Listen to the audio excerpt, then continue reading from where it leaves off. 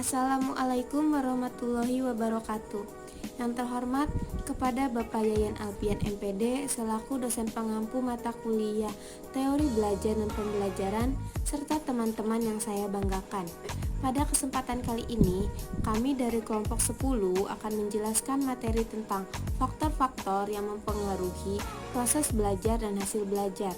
Untuk materi pertama akan dijelaskan oleh saya sendiri. Pengertian proses belajar. Proses berasal dari bahasa Latin processus yang berarti berjalan ke depan, sedangkan belajar adalah proses perubahan tingkah laku. Jadi proses belajar adalah tahapan perubahan perilaku kognitif, afektif, dan psikomotor yang terjadi dalam diri siswa sebagai pengalaman dan latihan. Dalam proses belajar, siswa menempuh 3 fase, yaitu fase informasi, fase transformasi, dan fase evaluasi. Yang pertama adalah fase informasi. Fase informasi merupakan fase di mana ketika siswa sedang belajar, kemudian memperoleh materi. Informasi atau materi yang diperolehnya bisa berupa informasi yang baru. Ada pula yang berfungsi sebagai penambah ilmu. Yang kedua adalah fase transformasi. Fase transformasi adalah fase di mana ketika informasi yang sudah diperolehnya kemudian dianalisis atau ditransformasikan menjadi bentuk abstrak atau konseptual. Dan fase yang terakhir adalah fase evaluasi. Fase evaluasi adalah fase di mana ketika siswa menilai sudah sejauh mana pengetahuan atau pelajaran yang diperolehnya bisa dimanfaatkan untuk memecahkan masalah. Ada pengertian hasil belajar. Pengertian hasil belajar ini ada dari beberapa ahli. Yang pertama dari Winkel, yaitu dia mengungkapkan bahwa hasil belajar itu adalah keberhasilan yang dicapai oleh siswa, yaitu prestasi belajar yang diwujudkan dalam bentuk angka.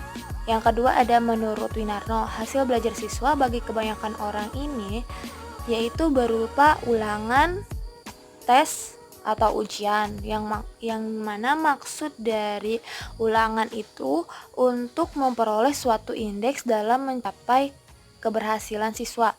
Yang ketiga ada dari Purwanto, hasil belajar adalah perubahan perilaku yang terjadi setelah mengikuti pembelajaran sesuai dengan tujuan pendidikan dalam domain afektif, kognitif, dan psikomotorik. Jadi dapat diambil kesimpulan bahwa hasil belajar adalah perubahan tingkah laku peserta didik yang terjadi setelah mengikuti pembelajaran.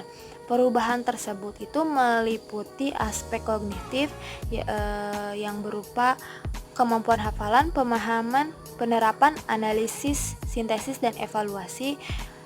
Afektif itu berupa penerimaan, partisipasi, penilaian, organisasi, dan karakteristik, dan psikomotorik yang berupa persepsi, kesiapan, gerakan terbimbing, gerakan terbiasa, gerakan kompleks, dan kreativitas. Hasilnya dituangkan dalam bentuk angka atau nilai. Lalu yang menjadi indikator hasil belajar siswa itu yang pertama adanya ketercapaian daya serap bahan pembelajaran yang diajarkan, baik secara individual ataupun kelompok. Pengukuran ketercapaian daya serap ini biasanya dilakukan dengan penetapan kriteria ketuntasan belajar minimal atau yang disebut KKM. Yang kedua itu perilaku yang digariskan dalam tujuan pembelajaran telah dicapai oleh siswa baik secara individual ataupun kelompok. Yaitu faktor-faktor yang mempengaruhi hasil belajar. Menurut M. Surya, dia mengemukakan faktor-faktor yang mempengaruhi hasil belajar itu ada 2, yaitu faktor internal dan juga faktor eksternal. Faktor internal yang berasal dari diri siswa meliputi keadaan jasmani siswa, contohnya seperti keadaan kondisi sehat badannya atau tidak. Terus faktor internal lainnya seperti faktor psikologi, contohnya seperti faktor bakat, faktor intelijensi siswa tersebut, faktor potensi siswa tersebut. Dan ada faktor eksternal, yaitu faktor yang berasal dari luar siswa, seperti Contohnya faktor lingkungan, faktor keluarga, faktor teman, dan lain sebagainya. Secara umum, faktor-faktor yang mempengaruhi hasil belajar menurut Muhyiddin Syah itu ada 3: faktor internal, faktor eksternal, dan juga pendekatan belajar atau strategi belajar. Nah, faktor internal sama seperti M. Surya, yaitu faktor yang berasal dari diri siswa, yang meliputi faktor fisiologi, yaitu keadaan jasmani siswa, kondisinya bagaimana, sehat atau sedang sakit. Terus juga ada faktor psikologis siswa, yaitu seperti potensi, intelijensi, bakat, minat yang dimiliki oleh siswa tersebut. Lalu ada faktor eksternal yang berasal dari luar siswa. Contoh dari faktor eksternal yaitu faktor yang berasal dari luar anak, meliputi faktor non sosial seperti waktu, keadaan udara, cuaca, dan lain sebagainya. Terus juga ada faktor sosial yang meliputi seperti lingkungannya, sekolahannya, rumahnya.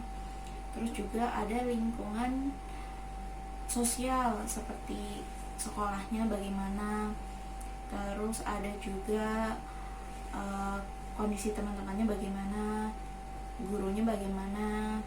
Terus ada lingkungan masyarakat yang meliputi tetangga, teman-teman bermainnya, dan masyarakat lainnya. Nah, ada juga lingkungan non sosial, yaitu seperti gedung sekolahnya, rumah atau tempat tinggal, dan letak rumah tersebut apakah kondusif atau tidak, dan lain sebagainya. Yang ketiga yaitu faktor pendekatan sosial atau strategi yang dilakukan atau upaya yang dilakukan oleh siswa di dalam mengikuti pelajaran. Itu bagaimana strategi atau metode apa yang dilakukan oleh siswa di dalam melaksanakan pembelajaran agar materi yang diberikan oleh sang guru atau pengajar itu dapat diterima dengan baik oleh siswa. Karena siswa itu di dalam proses belajarnya itu tidak hanya menerima saja, tetapi siswa juga perlu berpikir, perlu mengolah apa yang sudah disampaikan oleh pengajarnya tadi. Assalamualaikum warahmatullahi wabarakatuh. Saya Dea Ferina Ayu akan menjelaskan tentang faktor-faktor yang mempengaruhi proses belajar. Secara umum, hasil belajar dipengaruhi oleh 2 hal, yaitu faktor internal dan faktor eksternal. Faktor internal dibagi menjadi 2, secara aspek fisiologi seperti kebugaran tubuh dan kondisi panca indera. Sedangkan aspek psikologi meliputi inteligensi seperti berpikir secara rasional atau bertindak secara terarah, bakat, minat, motivasi, dan kepribadian. Sedangkan faktor eksternal yaitu seperti lingkungan sosial dan lingkungan non-sosial. Lingkungan sosial itu meliputi teman, guru, keluarga, serta masyarakat. Sedangkan lingkungan non-sosial meliputi kondisi rumah, sekolah, peralatan, alam, atau cuaca. Jadi kesimpulannya, proses belajar adalah tahapan perubahan perilaku kognitif, efektif, dan psikomotor yang terjadi dalam diri siswa sebagai akibat pengalaman dan latihan. Sedangkan hasil belajar adalah prestasi siswa yang dicapai oleh siswa dalam proses kegiatan belajar mengajar dengan membawa suatu perubahan dan pembentukan tingkah laku seseorang. Sekian yang dapat saya sampaikan, kurang lebihnya mohon maaf. Assalamualaikum warahmatullahi wabarakatuh.